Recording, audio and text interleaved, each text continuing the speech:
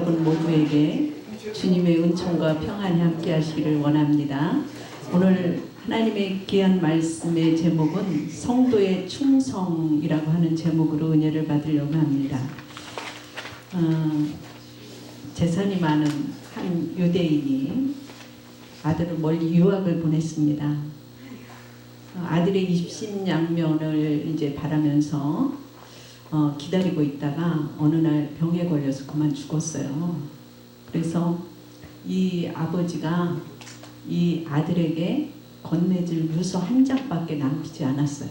그래서 아들이 공부하다 말고 집에 와 보니까 아버지가 이제 그 세상을 떠났고 유서 한 장만 딱 있는데 뭐라고 썼느냐면 전 재산을 내가 한 노예에게 양도한다. 단 그 중에서 아들이 바라는 것 한 가지만을 아들에게 주기로 한다. 이런 유서였습니다. 그래서 아들이 와보니까 아버지는 벌써 돌아가시고 노예가 자기의 전 재산을 다 갖고 너무나 어처구니가 없던 이 아들이 슬픔과 분노 중에서 장례식을 잘 치렀어요.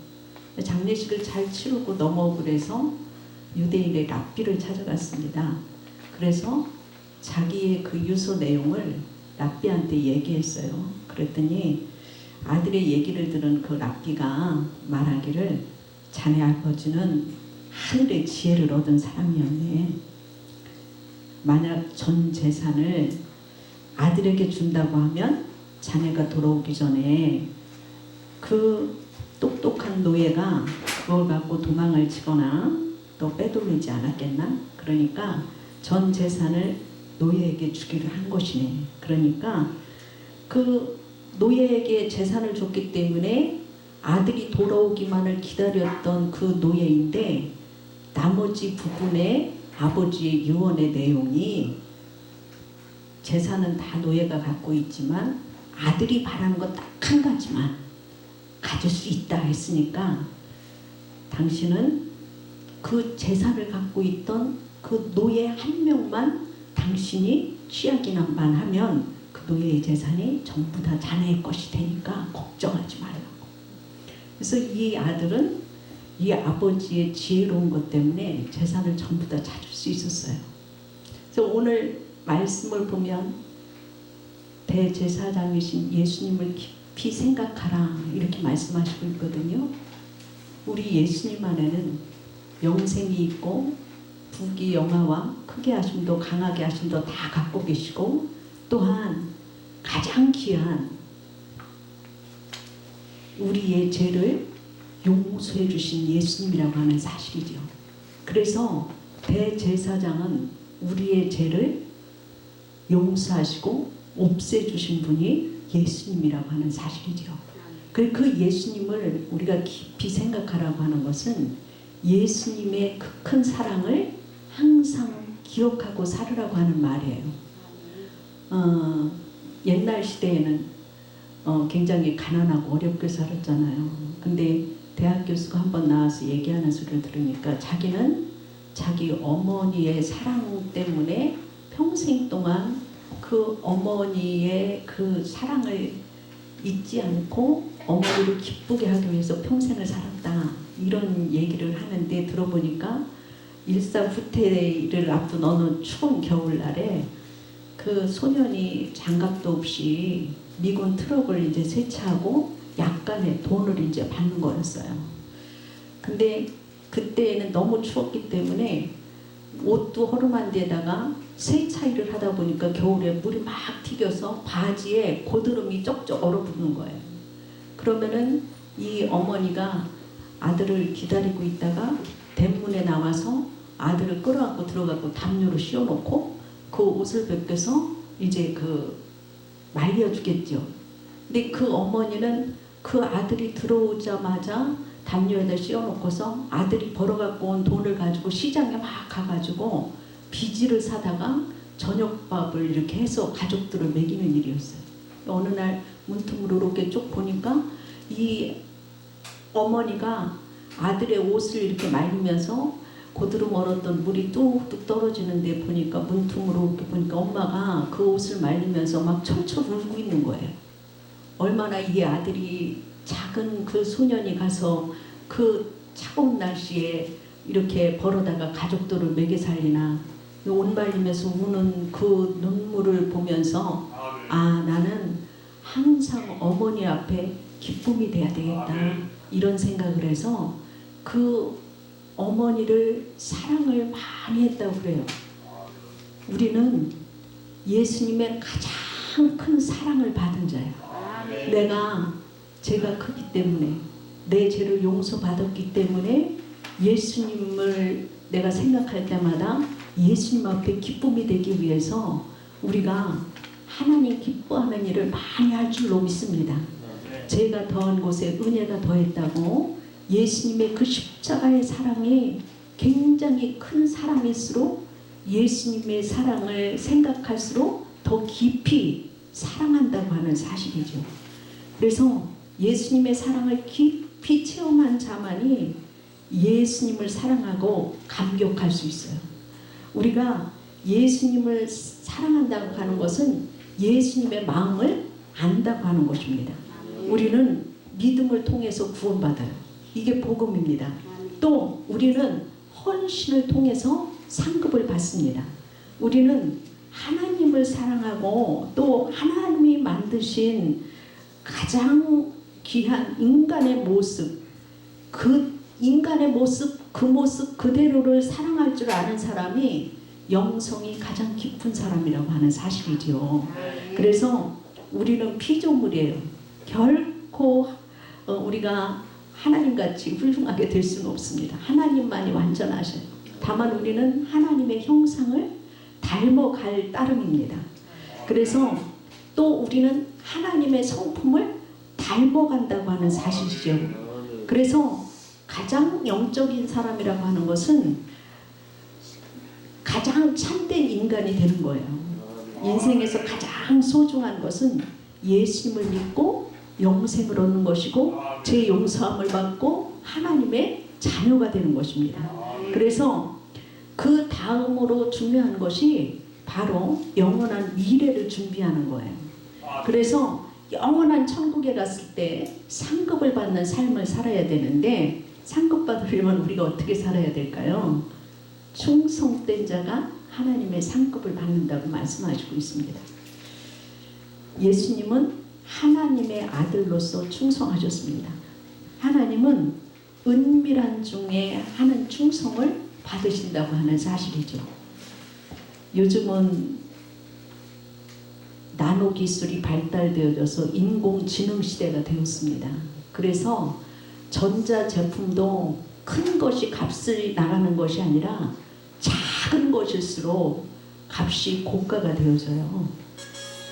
크기가 작아도 기능이 중요하기 때문이라고 하는 사실이죠. 하나님은 항상 작은 것을 보시고 그것을 인정하시는 분이시라고 하는 사실이죠. 다윗이 하나님의 마음에 합한 자가 된 것이 언제냐?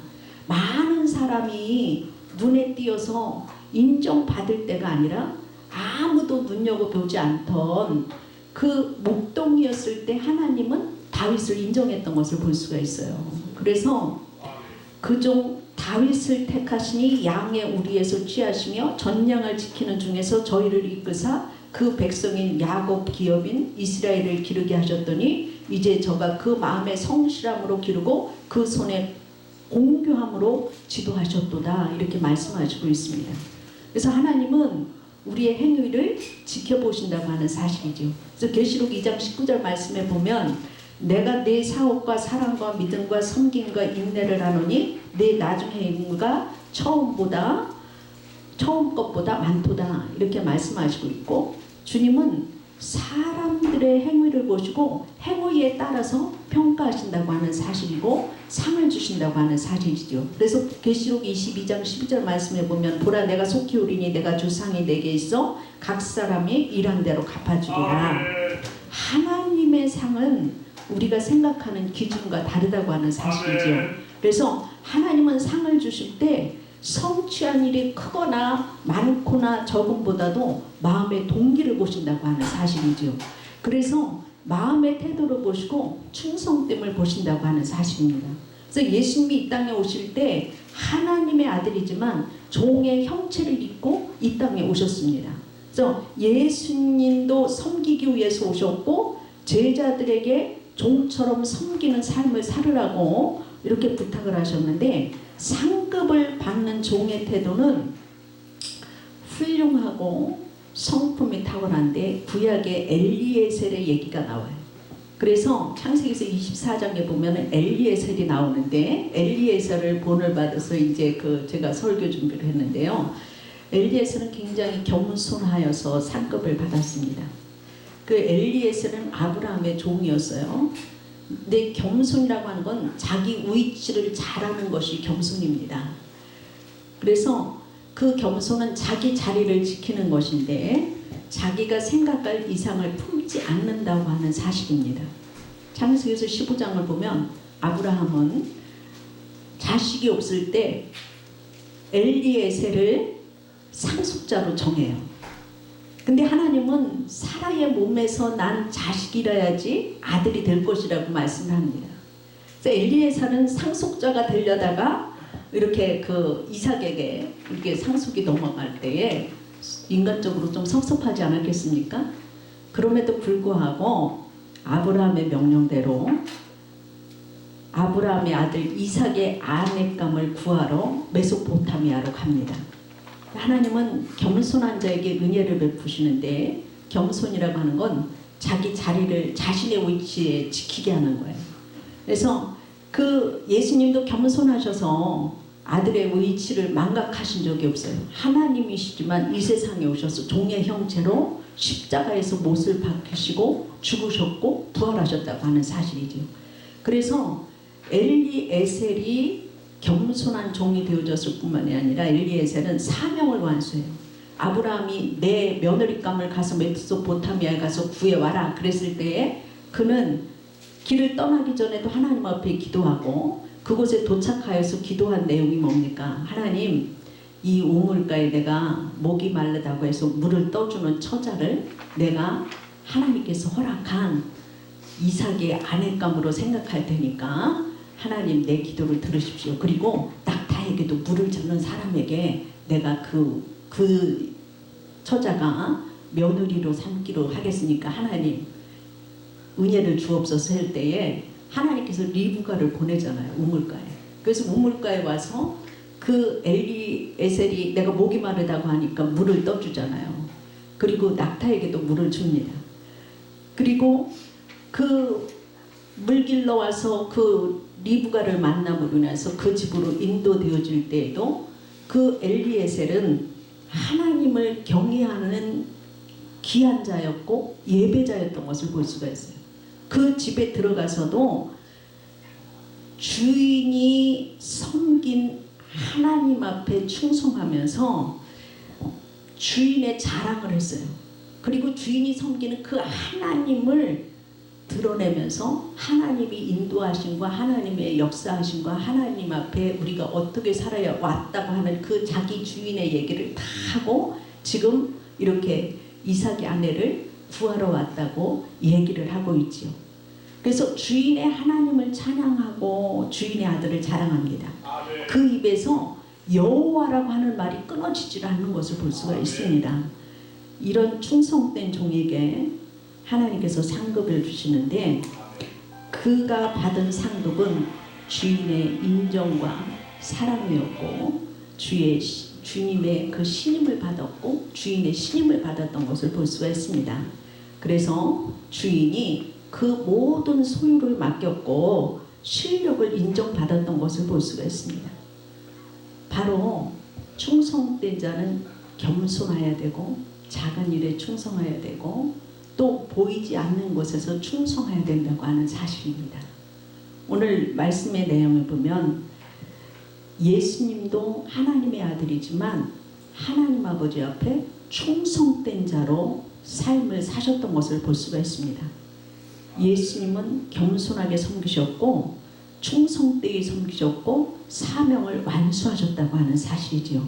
그래서 하나님을 경외함으로 섬기셨기 때문에 만왕의 왕이 되셨고 만주의 주가 되셨고 모든 무리이 예수님을 경배하는 그러한 일을 하셨던 것을 볼 수가 있어요.